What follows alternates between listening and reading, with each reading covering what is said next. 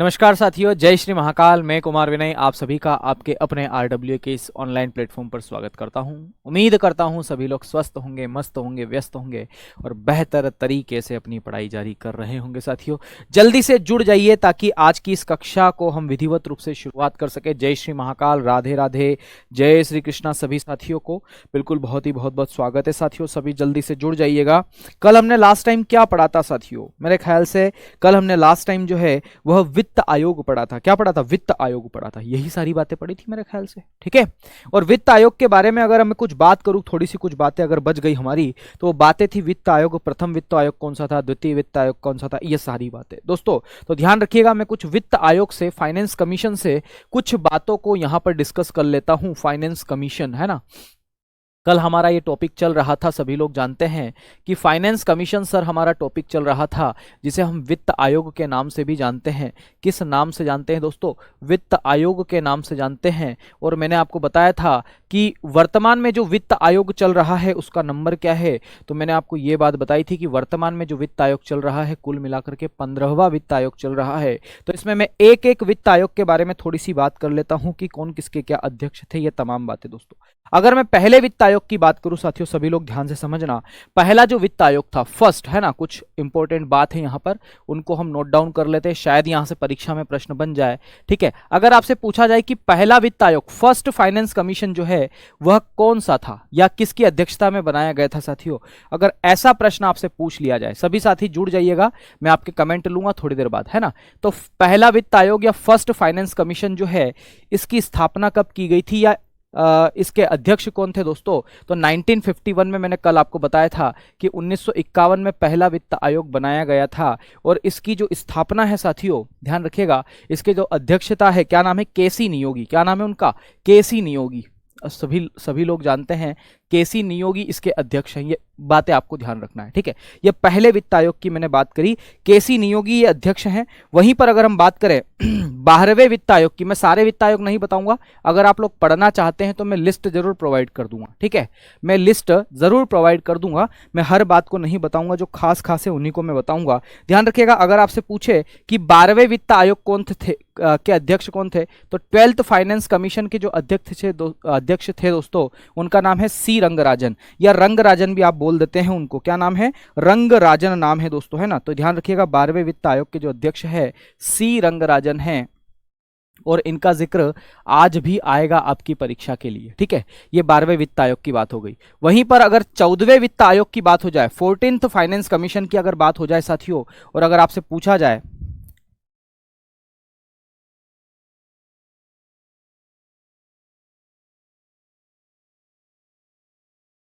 14वें से पहले हम बात कर लेते हैं 13वें वित्त आयोग की, 13th फाइनेंस कमीशन की बात कर लेते हैं, शायद यहां से भी प्रश्न पूछा जा सके। तो 13th फाइनेंस कमीशन जो है, इनके जो अध्यक्ष थे उनका नाम था विजय केलकर। क्या नाम था? विजय केलकर दोस्तों, विजय केलकर इनका नाम था। केलकर आयोग के नाम से भी इसे जाना जाता है। वहीं पर 14वें वित्त आयोग की अगर हम बात करें, ध्यान रखिएगा, 14th फाइनेंस कमीशन की हम बात करें, सारे फाइनेंस कमीशन को याद आपको भी नहीं रखना है, लेकिन फिर भी आपकी रुचि अगर पढ़ने में है तो आप बिल्कुल कर सकते हैं। ध्यान रखिएगा, वाई वी रेड्डी। क्या नाम है? वाई वी रेड्डी, ये 14वें वित्त आयोग के अध्यक्ष हैं। वहीं पर अगर मैं 15वें वित्त आयोग की बात करूं, तो शायद कल मैंने आपको बता भी दी थी 15वें वित्त आयोग के बारे में, पर मैं यहां पर थोड़ा सा और डिटेल में इस बात को यहां पर आपको बताना चाहूंगा साथियों। सभी लोग ध्यानपूर्वक इधर देख लेना, यहां पर मैं आपको लिखवा रहा हूं 15वें वित्त आयोग के बारे में, है ना। तो 15th फाइनेंस कमीशन के बारे में हम बात कर रहे हैं। यहां पर क्या क्या बात इसके बारे में हो सकती है, जरा उसकी चर्चा कर देता हूं। तो ध्यान रखिएगा दोस्तों, अगर 15वें वित्त आयोग की मैं बात करूं, तो इसके बारे में सबसे पहली बात जो हम लिखना चाहेंगे यहां पर, वो यही लिखना चाहेंगे कि इसका जो गठन है वह 27 नवंबर को किया गया है दोस्तों। इसका गठन कब किया गया है? तो 27 नवंबर, ध्यान रखिएगा, तिथि जरूर ध्यान रखिएगा, 27 नवंबर 2017 को 15वें वित्त आयोग का गठन किया गया। ये पहली बात आपको ध्यान इसमें रखना है। दूसरी बात क्या ध्यान रखना है कि इसके अध्यक्ष कौन है? तो ध्यान रखिएगा, एन के सिंह इसके अध्यक्ष है। एन के सिंह, ठीक है। इसी इनका पूरा नाम जो है वह नंद किशोर सिंह बोलते हैं। क्या बोलते हैं? नंद किशोर सिंह। ठीक है, ये इसके अध्यक्ष है वर्तमान में। अभी वर्तमान में कौन सा वित्त आयोग चल रहा है? तो ध्यान रखिएगा, एनके सिंह की अध्यक्षता में 15वां वित्त आयोग चल रहा है दोस्तों, ये बात आपको ध्यान रखनी है। अगर हम सचिव की बात करें कि इस फाइनेंस कमीशन का सचिव कौन है, सेक्रेटरी कौन है दोस्तों, तो सचिव की अगर हम बात करें तो हमारे इस 15वें वित्त आयोग के जो सचिव है डॉक्टर अरविंद मिश्रा है। कौन है? डॉक्टर अरविंद मिश्रा। ठीक है, तो डॉक्टर अरविंद मिश्रा जी जो है इस 15वें वित्त आयोग के अध्यक्ष हैं, ये बात भी आपको ध्यान रखना है। अगर हम बात करें इनके सदस्यों की, क्योंकि मैंने कल आपको बताया था कि इनके सदस्य जो हैं वो कितने होते हैं, 4 सदस्य होते हैं साथियों। तो इन अगर चारों सदस्यों की मैं बात करूं कि कौन कौन इसके सदस्य है, तो मैं आपको यहां पर बता देना चाहता हूं कि एक तो है एन झा या ए एन झा। ठीक है, पहले जो सदस्य है ए एन झा, ये पहले सदस्य है। दूसरे जो इनके सदस्य है साथियों, उनका नाम है अशोक लाहिड़ी। क्या नाम है? अशोक लाहिड़ी। शायद आपने नाम सुना हो या नहीं भी सुना है तो याद करने की भी जरूरी नहीं है, केवल आप तो अध्यक्ष का नाम भी याद रख लेंगे तो काम हो जाएगा। तीसरे जो इनके अध्यक्ष है वो है अनूप सिंह। कौन है दोस्तों? अनूप सिंह इसके अध्यक्ष है। वहीं पर चौथे जो इसके अध्यक्ष है उनका नाम है प्रोफेसर रमेश चंद्र। क्या नाम है दोस्तों? रमेश चंद्र। बस इतने इसके सदस्य है दोस्तों, ये 15वें वित्त आयोग के सदस्य है। उम्मीद है ये बातें आपको समझ में आ रही होगी। ठीक है, यहां तक स्पष्ट है? ये इतना आप उतार लीजिएगा ताकि आपको चीजें स्पष्ट है। बहुत ही बढ़िया, शानदार साथियों।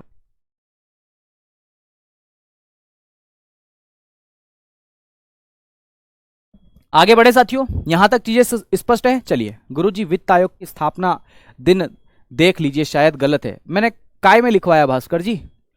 मैंने कौन सा वित्त आयोग की स्थापना 17 नहीं 27 नवंबर 2017 ही है, ध्यान रखिएगा। ठीक है, 27 नवंबर 2017 को 15वें वित्त आयोग का गठन किया गया और इसके अध्यक्ष जो है एनके सिंह हैं, ये बात आपको ध्यान रखना है। वहीं पर इसके सचिव जो हैं इनके, वो कौन है? तो ध्यान रखिएगा, इनके जो सचिव है, ये ऐसे यूं करो, सचिव डॉक्टर अरविंद मिश्रा है और सदस्य इसके 4 है, ये मैंने आपको लिखवाया। ठीक है, बढ़ा देना, 30 पे कर दो। ठीक है दोस्तों, ये सारी बातें मैंने आपको बताई है। ये वित्त आयोग से संबंधित बातें जो थी कल छूट गई थी। अच्छा, मैंने आपको बताया था कि वित्त आयोग क्या करता है। तो वित्त आयोग जो है, सभी की डेट जरूरी नहीं है, मैं आपको एक पेज आपको व्हाट्सअप करवा दूंगा आपके इस ग्रुप में, या इसी में मेंशन करवा दूंगा लास्ट में, तो आप वहां से भी उसको देख सकते हो। ठीक है, उसमें देख लेना, डेट वेट सब लिखी हुई है, वो काम की नहीं है। ठीक है, चलिए, ये बात आपको ध्यान रखना है। अब वित्त आयोग के बाद की अगर हम बात करें, ध्यान रखिएगा, अब हमारा जो अगला चैप्टर है ना वो गरीबी है। क्या दोस्तों? गरीबी, पुअर्टी। अब हम हेडिंग डालते हैं गरीबी। अब हम गरीबी के बारे में पढ़ेंगे कि गरीब कौन है। दोस्तों मैं भी गरीब हूं, क्या बताऊं आपको। ठीक है, गरीबी, और गरीबी को हम लोग क्या बोलते हैं? पुअर्टी। आपको लगता है कि मैं गरीब हूं? गरीब दोस्तों सभी हैं, मेरे ख्याल से हर व्यक्ति गरीब है। कैसे गरीब है उसकी भी जरा हम चर्चा कर लेंगे, पर पहले समझते हैं गरीबी है क्या। गरीबी ना बहुत बुरी चीज होती है साथियों, सच बोल रहा हूं मैं। गरीबी बहुत बुरी चीज होती है, क्योंकि गरीबी बहुत कुछ छीन लेती है, और गरीबी बहुत कुछ छीनने के साथ साथ ना गरीबी बहुत कुछ करवा भी लेती है साथियों। ठीक है, क्या होती है गरीबी, आखिर गरीबी की परिभाषा क्या हो सकती है, इसको हम समझेंगे। आ रही बात समझ में? बिल्कुल, मैं आपको प्रोवाइड करवा दूंगा, परेशान मत होइए। वित्त आयोग की पूरी सूची है ना, बाकी काम की नहीं है साथियों, है ना, पर फिर भी पढ़ लीजिएगा कि कौन सी है, क्या है, क्या नहीं है, वो सारी बात है। ठीक है, देखो गरीबी क्या होता है। तो गरीबी से क्या आशय है, ध्यान रखिएगा, ऐसी स्थिति जिसमें व्यक्ति अपनी मूलभूत आवश्यकताओं को भी पूरा नहीं कर पाता है। और मूलभूत आवश्यकताएं आप लोग समझते हैं, बेसिक नीड्स आप लोग समझते हैं, जिसमें रोटी कपड़ा मकान आती है। तो गरीबी कैसी स्थिति है, जरा यहां पर अगर हम परिभाषा लिखें तो क्या लिखेंगे? परिभाषा यही लिखेंगे कि गरीबी से आशय क्या है। ध्यान रखिएगा, पुअर्टी किसे कहते हैं, तो गरीबी या पुअर्टी हम इसे कहेंगे। तो पुअर्टी का क्या मतलब है, पुअर्टी का क्या मतलब है साथियों? तो जरा यहां पर लिखिएगा, एक ऐसी स्थिति, यहां पर मैं लिखता हूं ऐसी स्थिति, एक ऐसी सिचुएशन की बात हो रही है। ठीक है, ऐसी स्थिति जिसमें, ठीक है, ऐसी स्थिति जिसमें व्यक्ति अपनी मूलभूत आवश्यकता, बेसिक नीड्स हम बोलेंगे, मूलभूत आवश्यकता को हम लोग क्या बोलेंगे? बेसिक नीड्स, है ना, अपनी मूलभूत फंडामेंटल नीड्स या बेसिक नीड्स आप बोल सकते हैं, मूलभूत आवश्यकता या मूलभूत आवश्यकताओं। जैसे मूलभूत आवश्यकताओं को हम लोग किस नाम से जानते हैं, तो इसको हम बोलेंगे फंडामेंटल नीड्स। या बेसिक नीड्स आप बोल सकते हैं, फंडामेंटल या बेसिक, फंडामेंटल नीड्स या बेसिक नीड्स भी आप इसको कह सकते हैं, जिसमें मूलभूत आवश्यकता की पूर्ति से अक्षम होता है या मूलभूत आवश्यकता को भी प्राप्त नहीं कर पाता, ऐसा लिख सकते हैं। मूलभूत आवश्यकताओं से वंचित रहता है, ऐसा लिख लीजिएगा, से वंचित रहता है, से वंचित रहता है, कुछ भी लिख सकते हैं दोस्तों, बस वंचना, वंचना को बोलते हैं डेप्रीवेशंस, है ना, डेप्रीवेशंस इसके लिए सही शब्द है। और मूलभूत आवश्यकता कौन कौन सी है, अगर मैं यहां बात करूं तो आप सभी लोग जानते हैं मूलभूत आवश्यकता के अंतर्गत आपका रोटी आता है, ठीक है, रोटी आपका आता है, यानी कि खाने के लिए रोटी जो है वह भी किस श्रेणी का हिस्सा है, तो ध्यान रखिएगा वह भी आपकी मूलभूत आवश्यकता का हिस्सा है। रोटी के साथ से कपड़ा आता है, कपड़ा, और एक और क्या आता है आपका, मकान आता है, रहना का भी जगह, तो ये मूलभूत आवश्यकता है। तो मूलभूत आवश्यकता किसे कहते हैं, तो रोटी कपड़ा मकान जो है, ध्यान रखिएगा, रोटी कपड़ा मकान जो है यह मूलभूत आवश्यकता है। और यही इसकी परिभाषा भी है कि गरीबी क्या है, तो एक ऐसी स्थिति जिसमें व्यक्ति अपनी रोटी कपड़ा मकान को भी प्राप्त अगर नहीं करता है तो वो गरीब है साथियों, ठीक है। आज लग रहा है सर आप जल्दी में हैं, थोड़ा स्लो करिए प्लीज, बिल्कुल, है ना, मैं स्लो कर लेता हूं, ठीक है। चलिए, तो गरीबी समझ में आया क्या है, गरीबी किसे कहते हैं, तो गरीबी उसे कहते हैं एक ऐसी अवस्था है या एक ऐसी स्थिति है जिसमें व्यक्ति अपनी मूलभूत आवश्यकताओं की पूर्ति भी नहीं कर पाता है, यह बात ध्यान रखना है आपको, रोटी कपड़ा मकान भी वो नहीं ले पाता है, यह गरीबी की मूल रूप से परिभाषा है। अच्छा, मैं केवल इसकी बात नहीं करूंगा, गरीबी की परिभाषा अलग अलग व्यक्तियों ने दी है, अलग अलग आयोग ने दी है। आपको पता है प्रोफेसर अमर्त्य सेन का नाम आपने अगर सुना है तो मैं आपको बताना चाहता हूं कि प्रोफेसर अमर्त्य सेन भारतीय अर्थशास्त्री है, ठीक है, ध्यान रखिएगा, जिन्हें अर्थशास्त्र का नोबेल भी मिला है, तो प्रोफेसर अमर्त्य सेन, इन्होंने भी कुछ परिभाषा दी है, अमर्त्य सेन, है ना, अमर्त्य सेन, इन्होंने एक बात कही है, प्रोफेसर अमर्त्य सेन ने, इन्होंने क्या कहा है जरा वो समझिएगा। इन्होंने ये कहा है कि गरीबी क्या है, तो क्षमताओं का अभाव है। इन्होंने क्या कहा है कि गरीबी जो है वह क्षमताओं का अभाव है साथियों। क्या कहा इन्होंने कि गरीबी, गरीबी या प्रोफेसर अमर्त्य सेन के अनुसार, ऐसा लिखते हैं ना, प्रोफेसर अमर्त्य सेन के अनुसार, के अनुसार गरीबी क्षमताओं का अभाव है, गरीबी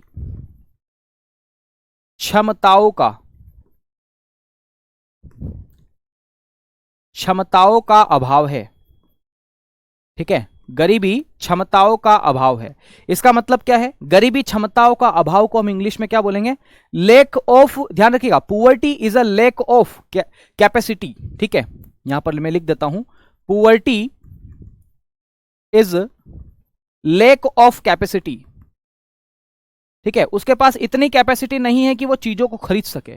यही गरीबी की परिभाषा प्रोफेसर अमर्त्य सेन ने दी है। प्रोफेसर अमर्त्य सेन जो है, ध्यान रखिएगा दोस्तों, भारतीय अर्थशास्त्री है। कौन है, भारतीय अर्थशास्त्री, पूछा जा सकता है अर्थशास्त्री, ये बड़े ही महत्वपूर्ण अर्थशास्त्री, इनके बारे में आपको जानना चाहिए, ठीक है। तो प्रोफेसर अमर्त्य सेन भारतीय अर्थशास्त्री है। उन्होंने क्या कहा, उन्होंने ये कहा कि गरीबी जो है वह क्षमताओं का अभाव है, क्षमताओं का अभाव, यानी कि poverty is a lake of capacity, उसके पास क्षमता नहीं है कि वह वस्तुओं को खरीद सके, उसके पास में इतना पैसा नहीं है कि वह रोटी खरीद सके, वह कपड़ा खरीद सके, वह मकान खरीद सके। इसी को गरीबी की परिभाषा के अंतर्गत प्रोफेसर अमर्त्य सेन ने इसको परिभाषित किया है दोस्तों, यह बात आपको मैं बता देना चाहता हूं, ठीक है। वहीं पर नीति आयोग ने भी कोई परिभाषा दी है। नीति आयोग ने क्या कहा है जरा वो समझिएगा।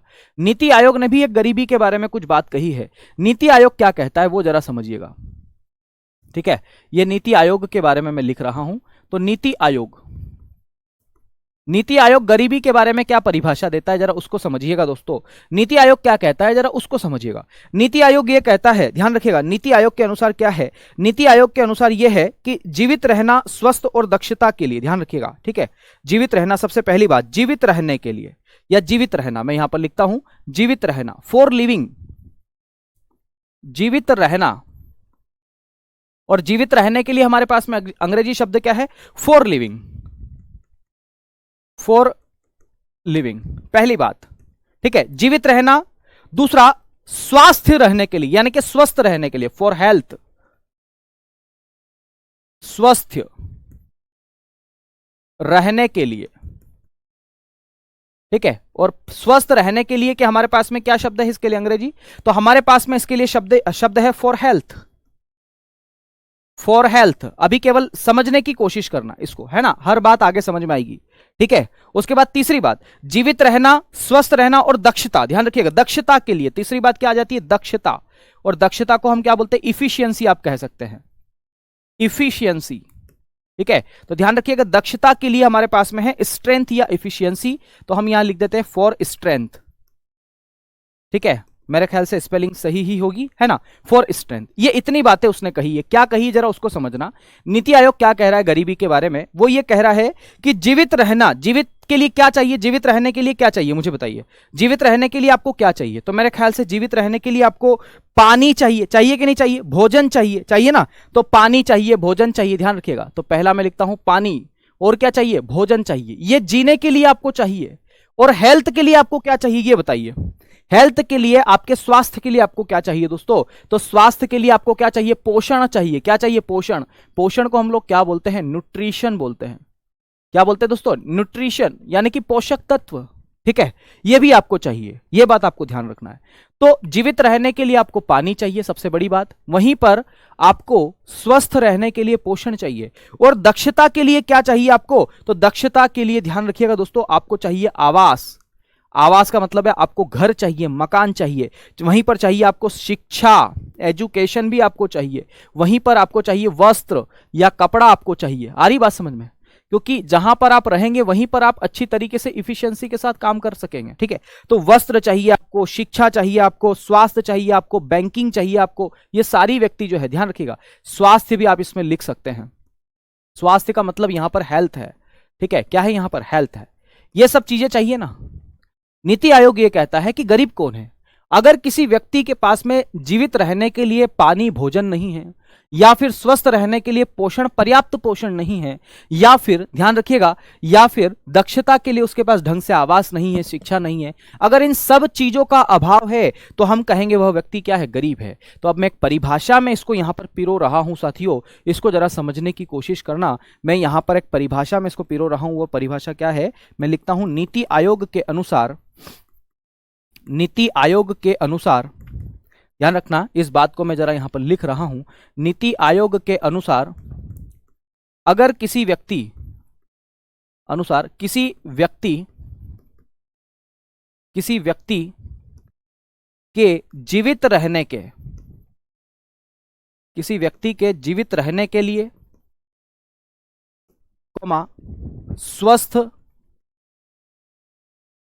स्वस्थ रहने के लिए तथा दक्षता के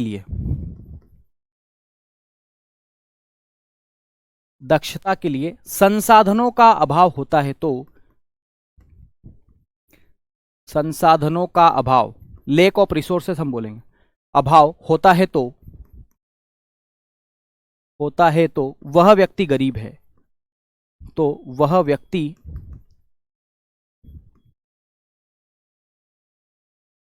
गरीब है। ठीक है, यह गरीबी की परिभाषा नीति आयोग ने दी है। आ रही बात समझ में। दक्षता क्या है, दक्षता मतलब इफिशियंसी। इफिशियंसी का मतलब होता है कि आप में कितनी कैपेसिटी है। जैसे अगर मैं कहूं कि यहां पर एक टोकरी में 10 गुलाब जामुन रखे हैं, अगर आप सारी चीजें अगर आप सारे गुलाब जामुन खा सकते तो हम कहेंगे तुम्हारी दक्षता अच्छी है। आ रही बात समझ में, इसी को दक्षता बोलते हैं। भैया जी दक्षता क्या है, आ रही बात समझ में, दक्षता का मतलब, चलिए बहुत ही बढ़िया, ये बात समझ में आना है। प्रशांत जी कह रहे हैं सर वित्तीय आयोग की स्थापना 1952 में हुई है, ये लिख कर आया है। नहीं, वो गलत लिख दिया है।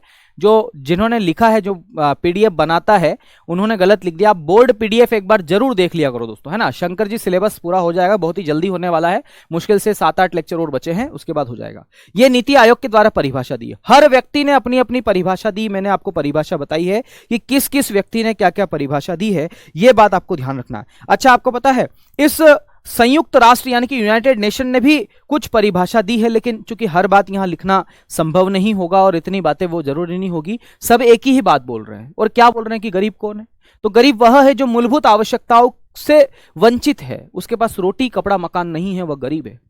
ठीक है, गरीब दोस्तों हर होता है। अगर हर व्यक्ति सोच ले कि मैं गरीब हूं, किस प्रकार से गरीब हूं, जैसे अगर मैं कहूं मैं गरीब हूं, तो मैं तुलना करूंगा किसी से कि यार मेरे पास कार नहीं है इसलिए मैं गरीब हूं, मैं कार से गरीब हूं।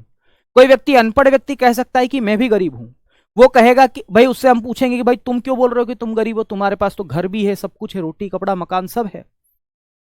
तो वो कहेगा कि मैं गरीब इसलिए हूं क्योंकि मेरे पास में शिक्षा नहीं है, मैं पढ़ नहीं पाया, इसलिए मैं गरीब हूं। ठीक है। कोई व्यक्ति कहेगा, जैसे आपका दोस्त आपसे कहे कि भाई मैं गरीब हूं, बोले भाई तू क्यों गरीब है, बताना तू क्यों गरीब है। उसने कहा भाई मेरे पास आईफोन नहीं है इसलिए मैं गरीब हूं।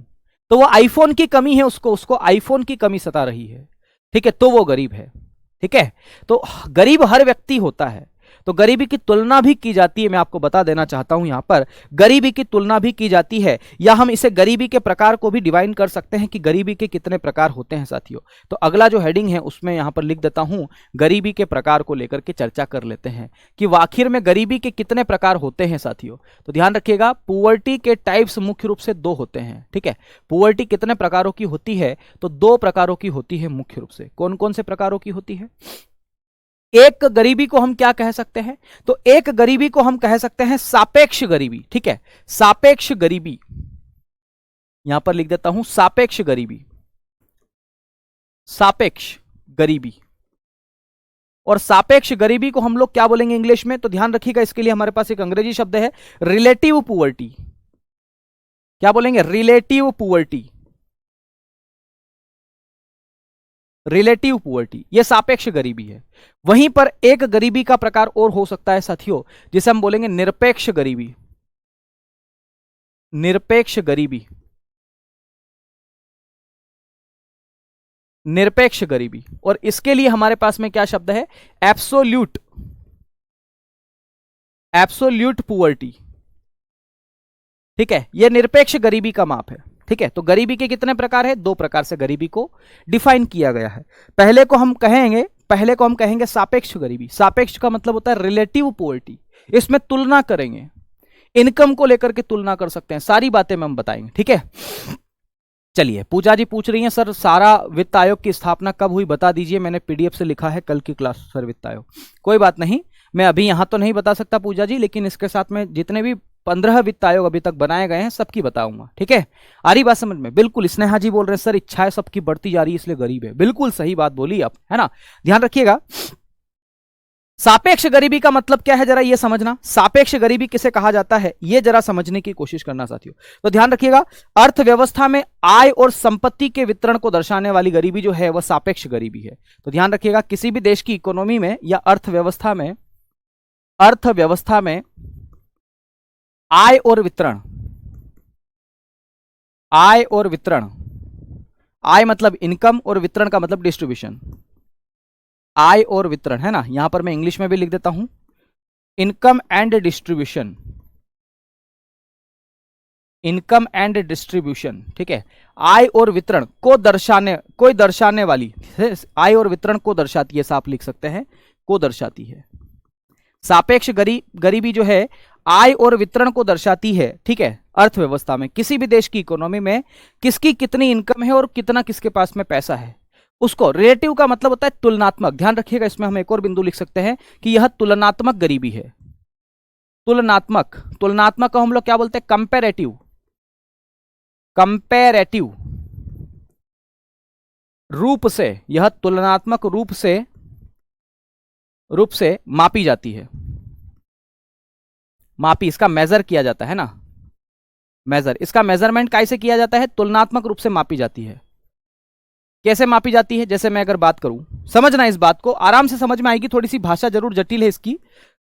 जैसे मुकेश अंबानी है और एक मैं हूं, और मेरे सामने मुकेश अंबानी जी खड़े हैं। आ रही बात समझ में? मेरे सामने मुकेश अंबानी जी खड़े हैं, ये मुकेश अंबानी जी है, और मैं कह रहा हूं, मैं इनसे तुलना कर रहा हूं कि भाई आपके पास तो बंगलो है, आपके पास तो पैसा ही पैसा है, मैं आपके सामने तो गरीब हूं, क्योंकि उनकी इनकम को देख रहा हूं कि उनकी इनकम जो है, ध्यान रखिएगा, उनकी इनकम जो है वह बहुत ज्यादा है। तो मैं तुलना कर रहा हूं कि यार इनके सामने मैं गरीब हूं। मैंने तुलना करी, मैंने इनकम की तुलना करी। मैंने ये कहा कि इनके पास तो संसाधन भी है, इनके पास मुंबई में मकान है, इनका दिल्ली में मकान है, दुनिया के हर कोने में इनका मकान हो सकता है। मैंने तुलना कर ली ना, तो सापेक्षिक गरीबी है। आ रही बात समझ में? उसको बोलते हैं सापेक्षिक गरीबी। सापेक्षिक गरीबी किसको बोलते हैं या सापेक्ष गरीबी? तो ध्यान रखिएगा, अर्थव्यवस्था में आय और वितरण को दर्शाती है ये, इनकम एंड डिस्ट्रीब्यूशन को शो करती है ये, तुलनात्मक रूप से इसको मापी जाती है, तुलना किया जाता है कि भैया फलाना व्यक्ति इतना गरीब है, मैं इतना अमीर हूं, ये वगैरह वगैरह जो भी, ठीक है। तो हमने दो लोगों के बीच में तुलना कर ली, समाज के बीच में तुलना कर ली कि फलाना समाज तो अमीर है यार, वो फलाना समाज तो बहुत ज्यादा गरीब है। तो तुलनात्मक रूप से इसकी गरीबी का आकलन किया जाता है। ध्यान रखिएगा, यह आय और वितरण की बात करता है साथियों। अगर मैं बात करूं इसके मापन की विधियों की, ध्यान रखिएगा कि कितने तरीके से इसे मापा जा सकता है ना। अगर इसके मेजरमेंट की मैं बात करूं, इसके मापन की मैं बात करूं, तो ध्यान रखिएगा मापन की विधियां जो है, इसका जो मेजरमेंट है दोस्तों, वह दो तरीके से किया जा सकता है। मेजरमेंट जो है, मापन की जो विधियां है इसकी, वह दो विधि हो सकती है। यह प्रश्न पूछा गया, इसकी कितनी मेथड है मापन की? तो ध्यान रखिएगा, इस तुलनात्मक गरीबी या सापेक्ष गरीबी जो है, इसको मापने के लिए दो विधियों का प्रयोग किया जाता है। एक को हम बोलते हैं लॉरेंज वक्र, लॉरेंज वक्र या इसी को कर्व भी बोल देते हैं, ठीक है, लॉरेंज कर्व, ठीक है। इंग्लिश में क्या बोलते हैं? वक्र को कर्व बोलते हैं। और एक और है गिनी गुणांक, गिनी मल्टीप्लायर इसको बोलते हैं। इंग्लिश में क्या बोलते हैं? गिनी मल्टीप्लायर, ठीक है। ध्यान रखिएगा, आपसे अगर पूछा जाए कि सापेक्ष गरीबी किसे कहते हैं, तो सापेक्ष गरीबी आय और वितरण को दर्शाती है, सबसे पहली बात। दूसरों के तुलना अगर आप करते हैं तो सापेक्ष गरीबी है। मैंने आपको एग्जाम्पल भी दिया कि अगर कोई व्यक्ति अनिल अंबानी, मुकेश अंबानी या मोदी जी से या किसी अमीर व्यक्ति से तुलना करेगा तो वो तो खुद गरीब होगा ही ना। अभी मेरे सामने अगर अमेजन के बेजोस साहब आ जाए या गूगल के सीईओ आ जाए, सुंदर पिचाई आ जाए, कोई भी आ जाए, तो मैं तो उनके सामने गरीब हूं ना। तो मैं तो यही कहूंगा कि यार इनकी तुलना में तो मैं गरीब हूं। कोई व्यक्ति मेरे पास आ जाए, कोई भी व्यक्ति आ जाए जो अमीर हो, जिसके पास BMW हो, जिसके पास कार हो, अगर वो मेरे पास आ जाए तो मैं क्या कहूंगा कि यार इनकी तुलना में तो मैं गरीब हूं, मेरे पास तो मोटरसाइकिल ही है। तो जब तुलनात्मक रूप से आप बात करते हैं, ध्यान रखिएगा, तो उसे क्या कहते हैं? उसे हम कहते हैं सापेक्ष गरीबी।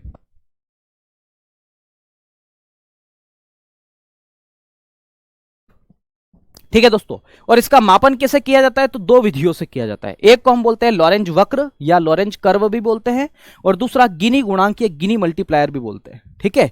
यह बात आपको ध्यान रखना है, ठीक है। इसको मापन इसमें किया जाता है, इसको बोलते हैं हम सापेक्ष गरीबी। अच्छा, निरपेक्ष गरीबी क्या है? जरा निरपेक्ष गरीबी की अगर हम बात करें साथियों, तो ध्यान रखिएगा, यह निरपेक्ष गरीबी क्या दर्शाती है? तो निरपेक्ष गरीबी जो है ना, वो क्या दर्शाती है, जरा उसको समझने की कोशिश करना। निरपेक्ष गरीबी जो है वह कुल मिलाकर के कितने लोग गरीबी में जी रहे हैं, इसको दर्शाती है। तो यहां पर लिखता हूं कि इसमें या इसमें की जगह मैं सही शब्द इसके लिए प्रयोग करता हूं। निरपेक्ष गरीबी का ध्यान रखिएगा, यह कितने लोग गरीबी में जी रहे हैं, डायरेक्ट लिख देते हैं, कितने लोग गरीबी में जी रहे हैं।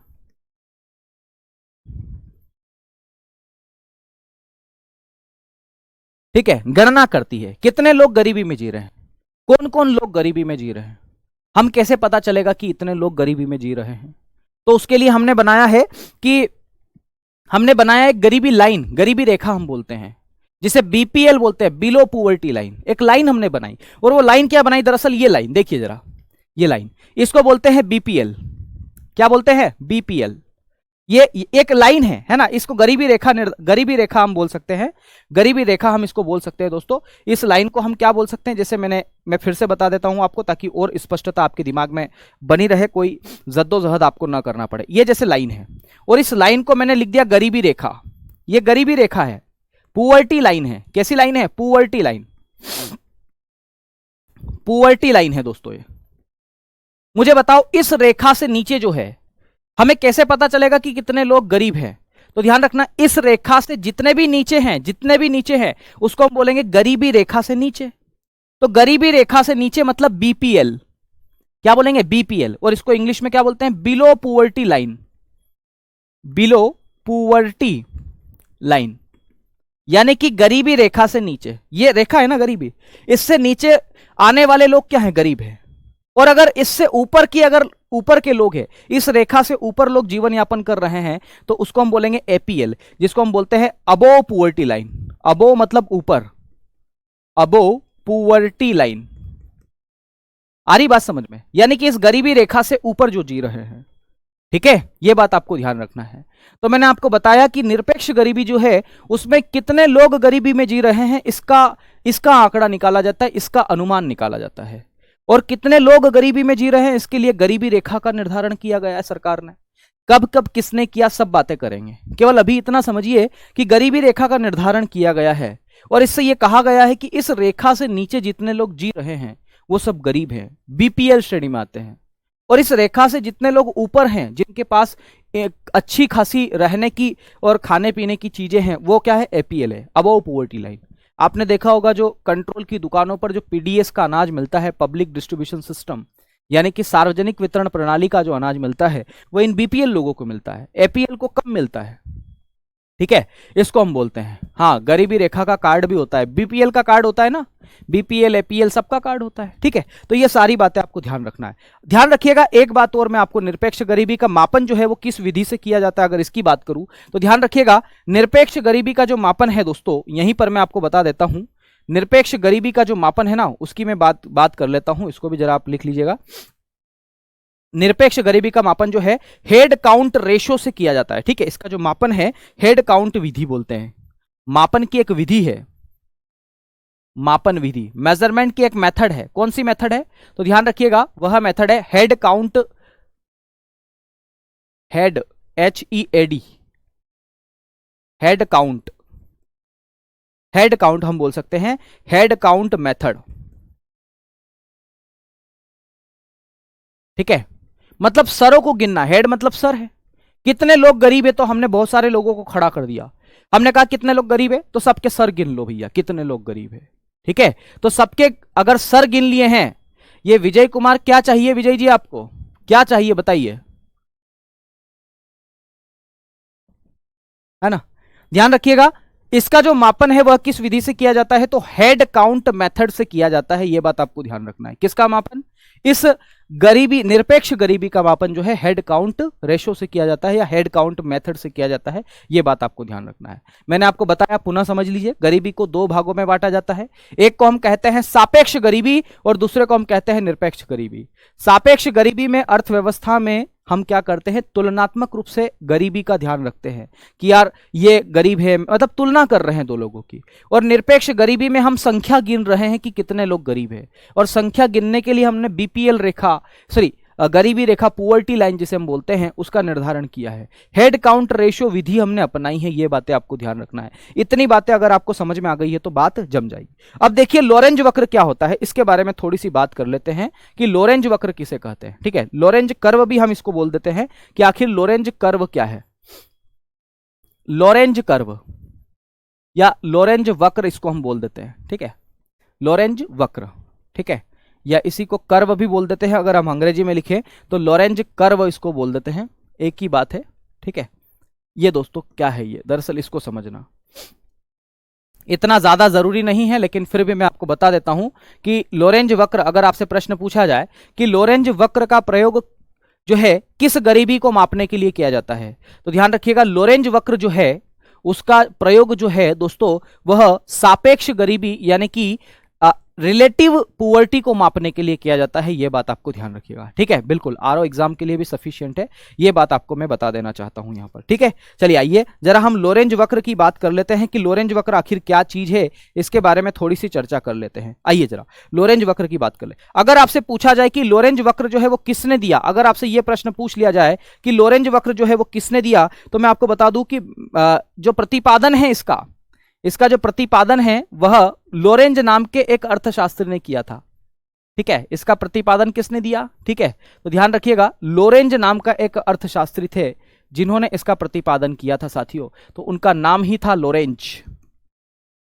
ठीक है, इन्होंने इसका प्रतिपादन किया था, इसी के नाम पर इनका वक्र जो है ये पड़ा है। ठीक है, और ये क्या बताता है तो आय में असमानता, क्या प्रदर्शित करता है यह तो आय में असमानता, आय में, ध्यान रखिएगा यह क्या प्रदर्शित करता है तो आय में असमानता या आर्थिक विषमता, असमानता या आर्थिक विषमता, इकोनॉमिक इनइक्विलिटी हम बोलेंगे इसको, आर्थिक असमानता। विषमता असमानता एक ही शब्द है, ठीक है। को प्रदर्शित करता है या को दर्शाता है। किसको दर्शाता है ये? तो भैया किसकी कितनी इनकम है उसको दर्शाता है, तुलना करेगा ना ये, ठीक है। तो हम यहां पर लिख भी सकते हैं इसके लिए अंग्रेजी शब्द, है ना, inequality, inequality in income. आ रही बात समझ में? इसको ये दर्शाता है, ये लोरेंज वक्र है। अगर मैं बात करूं लोरेंज वक्र की, तो ध्यान रखिएगा दोस्तों, लोरेंज वक्र कुछ इस प्रकार से बनेगा। अगर मैं यहां पर इसको बनाऊं तो ये कुछ इस प्रकार से, ठीक है। और हमने क्या मान रखा है, ये यहां पर जो है एक रेखा हमने मान रखी है, जिसे हम लोग क्या कहते हैं, ये सब आपके काम का नहीं है, केवल आप इतना समझ लीजिएगा, ठीक है। हमने क्या करी है, एक समता रेखा है कि भैया ये समानता रेखा है। हमने इसको क्या मापा है, समानता रेखा के रूप में इसको देखा है। क्या बोला इसको? समानता रेखा। ये वाली कौन सी रेखा है? ये समानता रेखा है, समानता रेखा। आ रही बात समझ में? इसको हम इक्वल लाइन बोलते हैं, ठीक है। और ध्यान रखिएगा समानता रेखा ये है, लेकिन हम क्या करते हैं कि इस लाइन में यहां से लगा करके, समझना जरा, यहां से लगा करके कुछ इस प्रकार से ये गतिविधि करते हैं। और ये जो वक्र है, ये यहां से लगा करके यहां तक जो बिंदु जा रहा है, ध्यान रखिएगा, ये बिंदु मान लीजिए ओ बिंदु है, और ये मान लीजिए यहां पर ए बिंदु है। कौन सा बिंदु? ए बिंदु। तो ओ से ए के बीच में जितना भी ये गैप है, जितना भी ये गैप है दोस्तों, ठीक है, ये जितना भी गैप आपको दिखाई दे रहा है, ये सब, और ये जो है ओ से लगाकर ए जो ग्रीन लाइन है, इसी को क्या कहा है? लोरेंज वक्र कहा है। क्या कहा है? लोरेंज वक्र कहा है, लोरेंज वक्र कहा है। ये सब आपके काम की चीज नहीं है, इतना डीप में आपको नहीं पढ़ना है ना। चूंकि मैं तो मास्टर इकोनॉमिक्स में मैंने किया, इसलिए आपको बता दे रहा हूं, बाकी काम का नहीं है। फिर भी मैं आपको इतना बताऊंगा कि अगर प्रश्न पूछा जाए कि लोरेंज वक्र का संबंध किससे है, तो गरीबी के मापने से है। गरीबी के मापने की किस विधि से है, ठीक है, या गरीबी के किस प्रकार से है, तो सापेक्ष गरीबी से है। अगर पूछा जाए कि इसमें क्या किया जाता है, तो आय की विषमता या आय की असमानता को देखा जाता है। यह बात आपको ध्यान रखना है, ठीक है। सापेक्ष गरीबी को किस लाइन पर रखेंगे, अबोव या बिलो? सापेक्ष तो तुलनात्मक है ना, सापेक्ष गरीबी में तो हम तुलना कर रहे हैं, ठीक है। जो गरीबी रेखा है वो तो निरपेक्ष गरीबी का एग्जाम्पल है। आ रही बात समझ में? तो देखिए यहां पर, अच्छा मुझे एक बात बताओ, यहां पर एक बात बताना साथियों, मुझे आप खुद बताना, मुझे बताओ, ये समता रेखा है, इस रेखा पर अगर कोई भी व्यक्ति है, समझना, इस रेखा के किसी भी बिंदु पर अगर कोई भी व्यक्ति है, तो मुझे बताओ वो तो समानता पर है, मतलब सब एक जैसे हैं, सब सब किसी की तुलना हो ही नहीं सकती। अगर मेरे पास भी 2 कार है, मेरे पास भी 2 बाइक है, मेरे पास भी 2 भैंस है, और मेरे दोस्त के पास भी ये सारी चीज है, मैं उसके दोस्त के पास भी वो सारी चीजें, तो हम तो सब एक जैसे हो गए। तो मुझे बताओ कोई तुलना हो सकती है क्या? इसमें कोई तुलना हो सकती है क्या? क्योंकि हमारे सबके पास वही चीज है।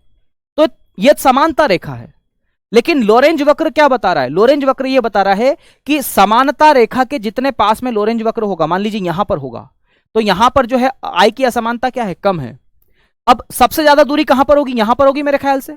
यहां पर आप देख सकते हैं सबसे ज्यादा दूरी है, तो यहां पर लोरेंज वक्र यहां पर है, ये यहां पर जो भी बिंदु है कोई भी मान लेते हैं, यहां पर हम कहेंगे कि यहां पर आय की असमानता ज्यादा है, क्योंकि व्यक्ति यहां पर खड़ा है और एक व्यक्ति यहां पर खड़ा है। आ रही बात समझ में? तो यहां पर एक बिंदु में लिखना चाहूंगा, और बिंदु ये लिखना चाहूंगा, ध्यान रखिएगा, कि लोरेंज वक्र जो है इस समता रेखा से जितना ज्यादा दूर होगा, ठीक है, इस समता रेखा से लोरेंज वक्र जो है इस समता रेखा से जितना ज्यादा दूर होगा, हम कहेंगे आय की असमानता उतनी ही ज्यादा होगी। अगर यह बात समझ में आ गई तो अच्छी बात है, नहीं तो कोई दिक्कत नहीं है, ठीक है। मैं यहां पर लिखता हूं लोरेंज वक्र, लोरेंज वक्र, ठीक है, समता रेखा से, समता रेखा से जितना दूर होगा, जितना दूर होगा, दूर होगा, होगा ही लिख देते हैं ना, दूर होगा, आय की विषमता, आय की विषमता उतनी ही ज्यादा दूर होगी, उतनी ही होगी, है ना, उतनी ही ज्यादा होगी। यह बात अगर आपको समझ में आ गई होगी तो मजा आ जाएगा।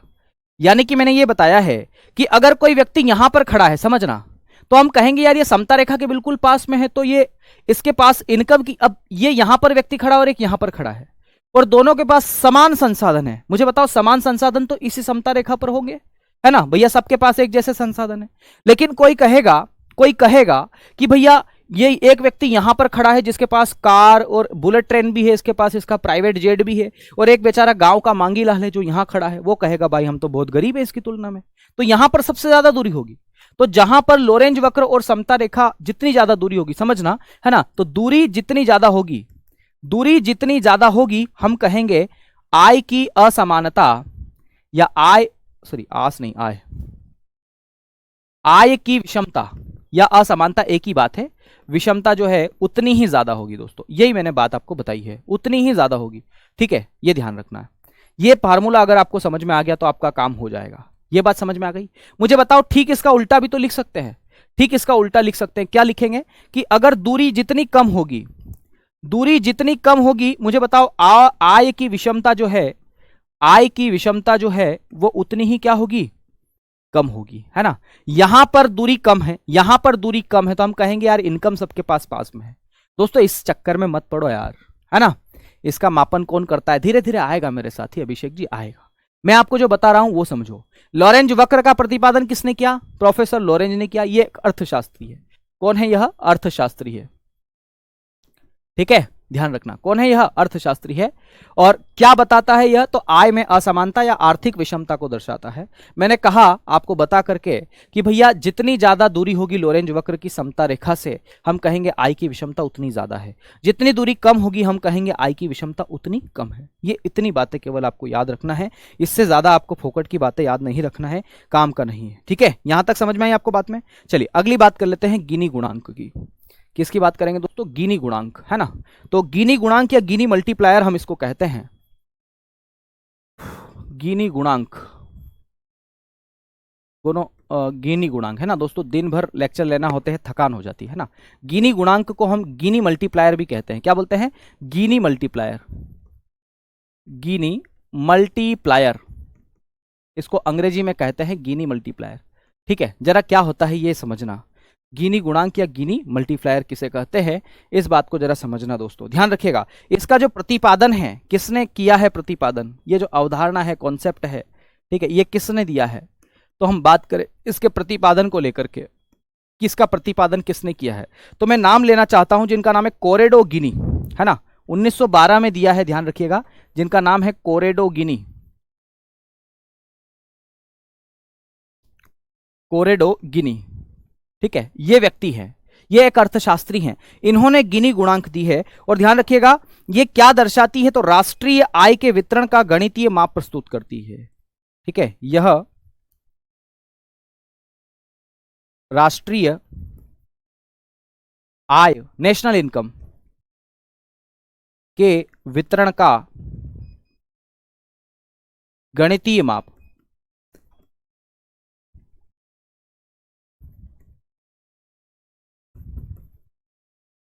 दर्शाती है। ठीक है, ज्यादा डीप तो नहीं ले जा रहा हूं। चलिए, गिनी गुणांक किसने दिया, प्रतिपादन किसने किया, तो कोरेडो गिनी ने दिया 1912 में, यह बात ध्यान रखिएगा। ठीक है, वहीं पर यह राष्ट्रीय आय के वितरण का गणितीय माप दर्शाती है। राष्ट्रीय आय को हम बोलते हैं नेशनल इनकम, है ना, distribution of national mathematical measurement, या है ना मैथमेटिकल, मैं यहां इंग्लिश में भी लिख देता हूं ताकि आपको कोई दिक्कत ना रहे। Mathematical presentation, mathematical presentation of distribution of national income, distribution of national income, national income. ठीक है, तो राष्ट्रीय आय जो है उसका मैथमेटिकल डिस्ट्रीब्यूशन बताती है गिनी गुणांक के अंतर्गत। ये बात आपको ध्यान रखना है। ध्यान रखिएगा इसमें कितने अंक रहते हैं या इसका मान कितना रहता है, तो मैं आपको बताना चाहता हूं कि गिनी गुणांक का जो मान रहता है, इसकी जो वैल्यू रहती है, ध्यान रखिएगा, इसकी जो वैल्यू रहती है, दोस्तों वह 0 से 1 तक होती है। तो 0 से 1 तक इसकी वैल्यू रहती है। ठीक है, 0 से 1 तक इसकी वैल्यू रहती है। अगर मैं यहां पर बात करूं इसके 0 से 1 तक की वैल्यू की, तो यहां पर जरा समझिएगा, ये कोई रेखा है। ठीक है, यहां पर समझना, ये कोई रेखा है। ठीक है, यही मैंने यहां पर एक रेखा बना ली, ठीक, ताकि आपको समझ में आ जाए। यहां पर समझना, यहां पर क्या पड़ता है आपका 0। मान लीजिए यहां पर जो वैल्यू है ना वो क्या है, 0 है, और यहां पर क्या है, 1 है। क्या है ये, एक, ये गिनी गुणांक का माप है। समझना, 0 का मतलब क्या होता है, 0 का मतलब यहां पर होता है, 0 का मतलब होता है कि यहां पर पूर्ण समानता है। 0 का मतलब क्या होगा, पूर्ण समानता, मतलब कोई अंतराल है ही नहीं, कोई तुलना, मतलब सब एक जैसे हो गए, यहां पर पूर्ण समानता यहां पर है। ठीक है। और एक का मतलब होता है, एक का मतलब क्या होता है, ध्यान रखिएगा, एक का मतलब होता है असमानता, असमानता। यहां पर इनइक्विलिटी है, यहां पर फुली इक्विलिटी है, यह बात आपको ध्यान रखना है। यहां पर क्या है, फुली इक्विलिटी है दोस्तों।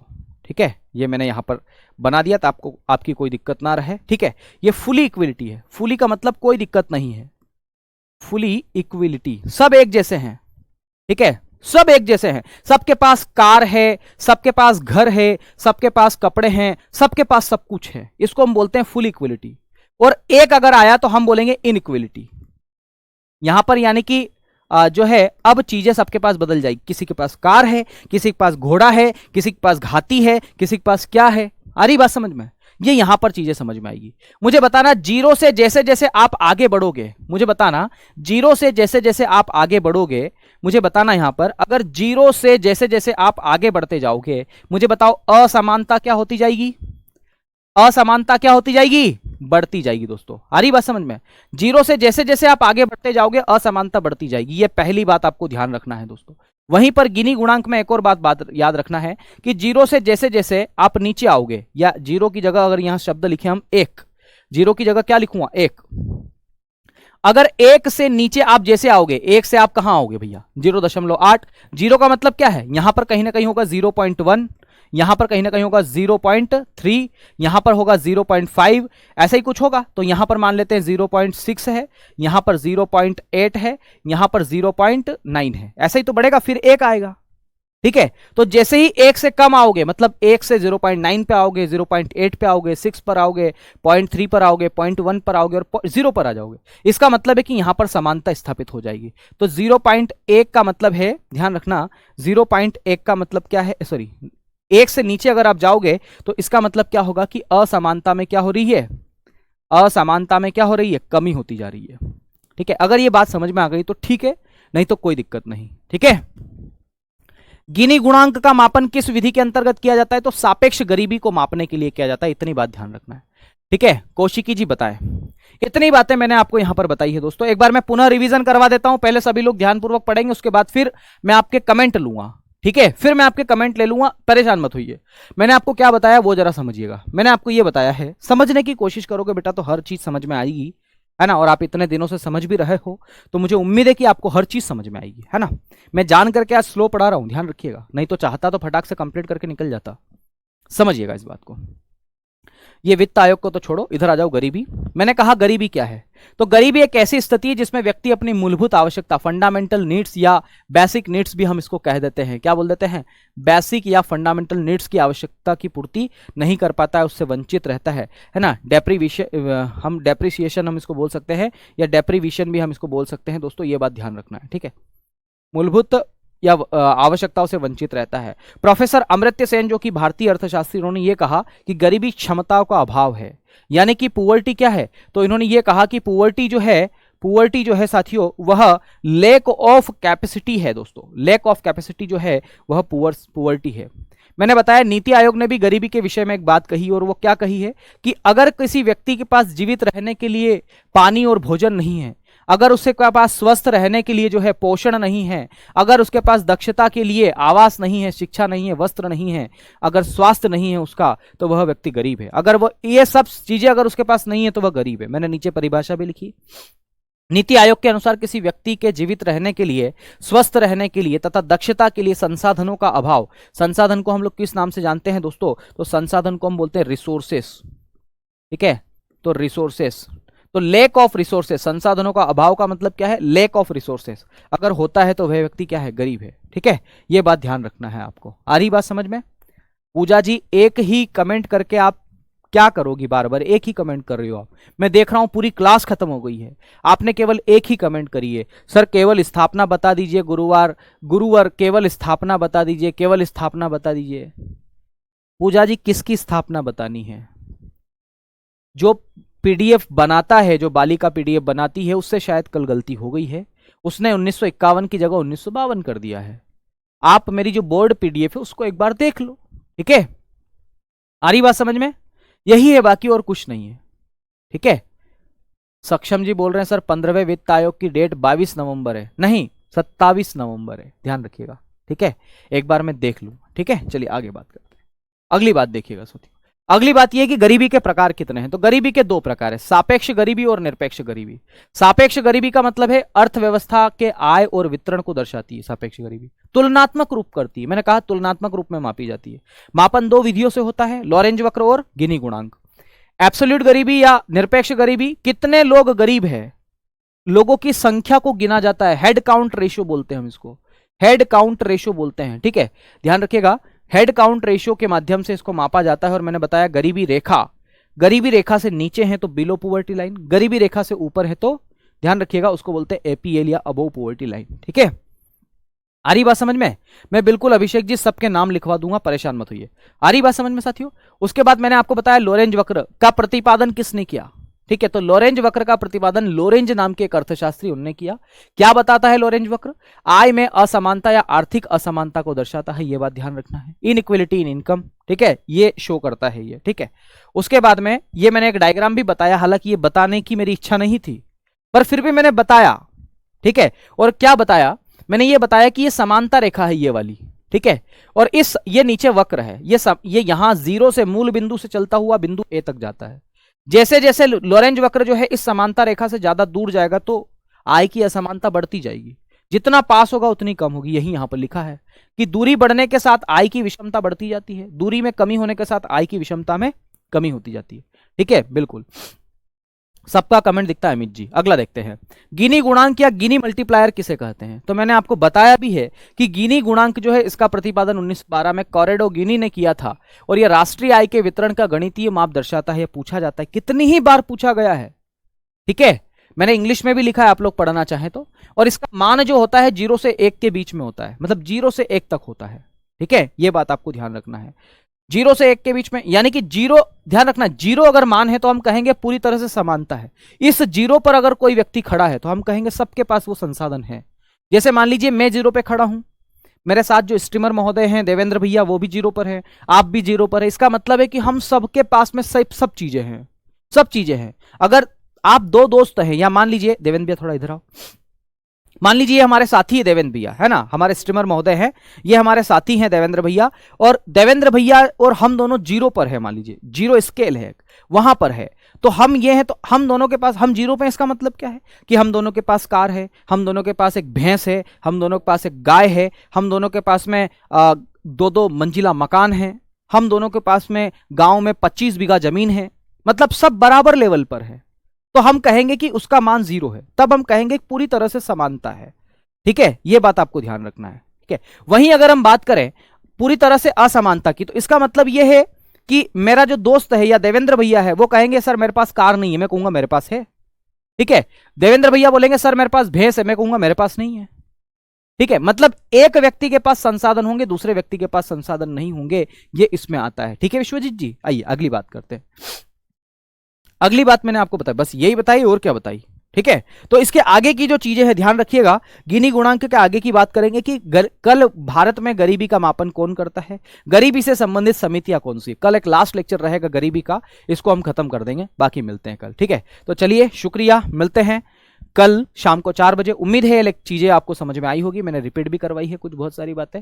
आप आराम से पढ़िएगा, इसको समझिएगा, इत्मीनान से करिएगा और बस पढ़ते रहिएगा साथियों, है ना। तो चलिए, जय हिंद, जय भारत, शुक्रिया, जय श्री महाकाल सभी साथियों को।